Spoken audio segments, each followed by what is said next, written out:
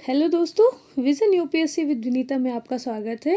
और आज हम पढ़ेंगे जो इस समय हर एक वक्त एक एक मिनट एक एक क्षण जो चर्चा में रहता है वो है मंदिर, राम मंदिर। तो हम देखते हैं यूपीएससी की दृष्टि से भी, यहाँ से देखते हैं कि कौन से क्वेश्चन बनेंगे, कैसे क्वेश्चन हमारे सामने आ सकते हैं, या अभी तक कौन से क्वेश्चन ऐसे हैं जो मंदिर निर्माण की शैलियों या मंदिर स्थापत्य से आए हुए हैं या मंदिर स्थापत्य के तत्वों से आए हुए हैं। तो हम देख लेते हैं कि इसकी शैलियाँ कितनी हैं और उन शैलियों में जो ये राम मंदिर है वो किस शैली को फॉलो करके बना हुआ है। तो ये देखिए यहाँ पे जो है मंदिर निर्माण की शैलियाँ दी हुई हैं। मंदिर निर्माण की हमने देखा कि यहाँ पे 3 शैलियाँ हैं। कौन सी?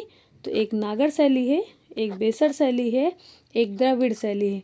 देखिए हमने मंदिर के लिए जो इसका कलर चूज़ किया है नोट्स का, वो भी भगवा कलर चूज़ किया है।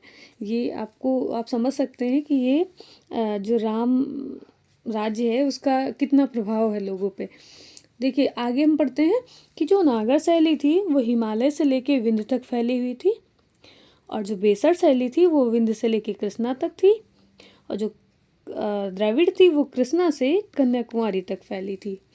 तो हमने यहाँ पे एक एक एग्जाम्पल भी दे रखा है।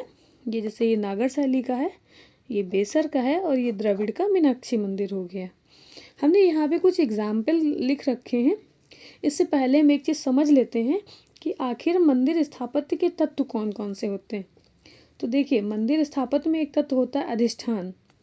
अधिष्ठान को अपनी आम भाषा में, जो बोलचाल की भाषा में है, उसको चबूतरा कहते हैं। तो ये अधिष्ठान जो होता है एक चबूतरे नुमक जो संरचना होती है वो होती है। इसी चबूतरे पे जो है मंदिर का निर्माण किया जाता है। दरअसल नागर शैली में ये चबूतरा जो है बहुत इम्पॉर्टेंट है, लेकिन द्राविड़ शैली में, बेसर में नहीं, बेसर में दोनों का मिक्सचर होता है। इसलिए कहीं कहीं चबूतरा किसी मंदिर में दिखेगा, किसी में चबूतरा नहीं दिखेगा। द्रविड़ शैली में यह आवश्यक नहीं है, हो सकता है और आवश्यक नहीं है, लेकिन नागर में ये आवश्यक तत्व है। अगर दूसरा स्थापत्य तत्व देखें मंदिर का तो वो है शिखर। देखिए हम इनकी तुलना कैसे कर पाते हैं कि उसके मंदिर को कैसे देख के जान पाते हैं कि ये नागर का है, नहीं ये बेसर का है, ये द्रविड़ का है। तो ये जो स्थापत्य के तत्व हैं इन्हीं से ये डिसाइड होता है कि ये मंदिर किस शैली में बना हुआ है। तो दूसरा जो हमने तत्व बोला शिखर, तो देखिए एक शिखर होता है रेखी शिखर, दूसरा होता है पिरामिडी नुमा शिखर। तो जो रेखी शिखर होता है वो हमें नागर शैली में दिखता है। ये जो होता है ये सीधा होता है, एकदम सीधी रेखा की तरह ऐसे। जबकि जो पिरामिडी नुमा होता है वो एक उससे ऊपर उससे छोटा, उससे ऊपर उससे छोटा, उससे ऊपर उससे छोटा, ऐसे बना होता है। तो ये हो गया हमारा शिखर। अब आगे देखते हैं ये गर्भगृह के बारे में। तो गर्भगृह जो है मंदिर का सबसे पवित्र भाग होता है, जिसमें किसी देवी देवता की प्रतिमा रखी जाती है। द्रविड़ शैली में यह जो गर्भगृह होता है वो कैसा होता है? आयताकार, है ना, ऐसा। जबकि नागर शैली में ये कैसा होता है? ये वर्गाकार होता है, ऐसे। ये वर्ग होगा, यहाँ पे आयत होगा, है ना। ये चीज़ आप ध्यान रखेंगे। इसके बाद देखते हैं, हमने इसका शिखर पढ़ लिया, हमने इसका गर्भगृह पढ़ लिया। अब हम देखते हैं ये परकोटा क्या होता है। तो जो द्राविड़ मंदिर है, द्राविड़ शैली के मंदिर, ये पूरे मंदिर जो है एक परकोटे से घिरे होते हैं। तो घिरे मतलब हम समझने की कोशिश करते हैं कि परकोटा मतलब होता है एक ऐसी दीवार, ऐसी चार दीवारी जिससे मंदिर के चारों तरफ को कवर किया जाता है। ये नागर शैली में प्रायः नहीं पाया जाता, लेकिन जो द्रविड़ या दक्षिण भारत के मंदिर हैं उनमें ये आवश्यक तत्व है। आगे देखते हैं गोपुरम क्या होता है।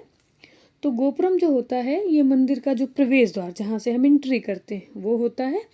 द्राविड़ शैली में ये प्रमुख विशेषता है उसका, उनका गोपुरम जो होता है वो बहुत भव्य बनाया जाता है। जबकि जो नागर शैली है वहाँ ये तत्व आवश्यक नहीं है। हमने एक एग्जाम्पल भी पढ़ा होगा कि जो कृष्णदेव राय थे वो गोपुरम को विशाल गोपुरम या ऐसे करके नाम रखते थे, जो एंट्री गेट होता था उसका। आगे हम देखते हैं कि ये तो हो गए इसके जो वो तत्व थे, मंदिर स्थापत्य के तत्व वो हो गए।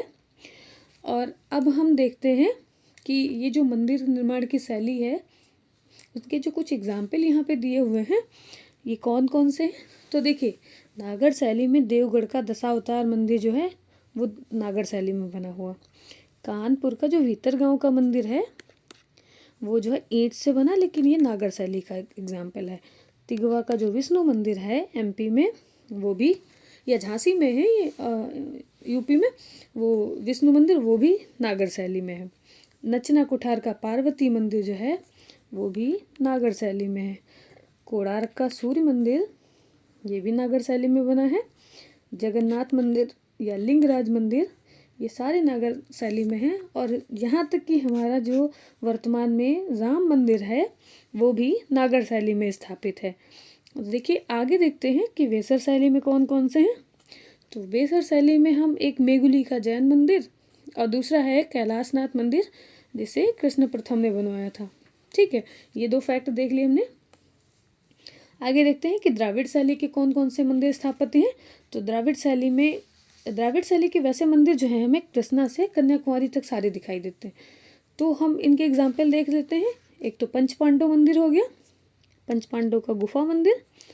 दूसरा है धर्मराज मंदिर या धर्मराज रथ मंदिर। महाबलीपुरम है उसका तटीय मंदिर है ना, जो 2011 में यूनेस्को की वर्ल्ड हेरिटेज साइट में शामिल हुआ था।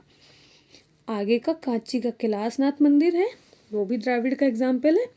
एक तंजौर का बृहदेश्वर मंदिर है और एक गंगईकोंड चोलपुरम का बृहदेश्वर मंदिर है। यहाँ पे गंगईकोंड चोलपुरम का मतलब है गंगा पर विजय पाने के लिए, है ना। तो ये दो हो गए बृहदेश्वर। चोल जो शासक थे जिन्होंने द्राविड़ शैली में मंदिरों का निर्माण कराया, उन मंदिरों को देख के फर्ग्यूसन ने कहा था कि चोल कलाकार जो हैं राक्षस की तरह सोचते हैं, जौहरियों की तरह तराशते हैं। देखिए वर्तमान जो हमारा मंदिर बन रहा है उसमें जो उसकी भी जो डिज़ाइन है, उसकी जो वहाँ पे जो डिज़ाइन करी गई है बारीकी से, वो भी बहुत मतलब तारीफ़ करने लायक है। तो ये फर्ग्यूसन ने चोल स्थापत्य के समय जो मंदिर बने थे उनकी यही जो छोटी छोटी बारीक डिज़ाइन थी, इनको देख के ही कहा था कि ये जौहरियों की तरह तराशते हैं। सबसे बड़ा अगर द्रविड़ शैली का अगर हम मंदिर देखें तो वो मीनाक्षी मंदिर है। मीनाक्षी मंदिर आपको पता है कि इसे जो है एक नायक ने बनवाया था। तो ये जो है अभी भी आप साउथ का सबसे बड़ा और सबसे ज़्यादा फेमस मंदिर है।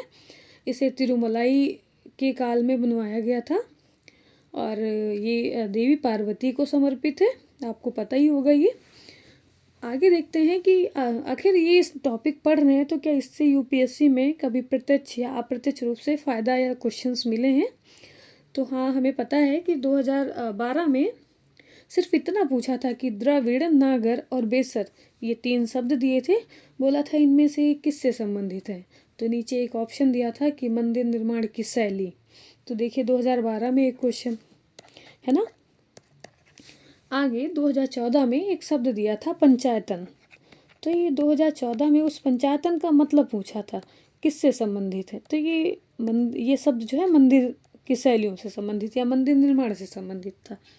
अभी मैं ये हाल ही बताऊं कि 2021 में ये क्वेश्चन एक पूछा गया था कि 64 योगिनी मंदिर जो है मुरैना का, वो एक्चुअली चर्चा में क्यों था, क्योंकि जो नई हमारी संसद है उसकी जो प्रभावित है जिस मंदिर से, वो मंदिर है मुरैना का 64 योगिनी मंदिर। तो इसलिए हो सकता है कि राम मंदिर से भी रिलेटेड कोई प्रश्न जो प्रत्यक्ष अप्रत्यक्ष रूप से यूपीएससी या यूपीपीसीएस कोई भी स्टेट पीसीएस पूछ सकता है। तो इसलिए हमें ये उचित लगा कि हम इसको कवर करते हैं और हमें आशा है कि आपको इससे कुछ न कुछ फ़ायदा ज़रूर मिलेगा। और बाकी देखने के लिए आपका धन्यवाद। और अगर आपको अच्छा लगा हो तो चैनल को लाइक करें, शेयर करें और सब्सक्राइब करें। जय श्री राम।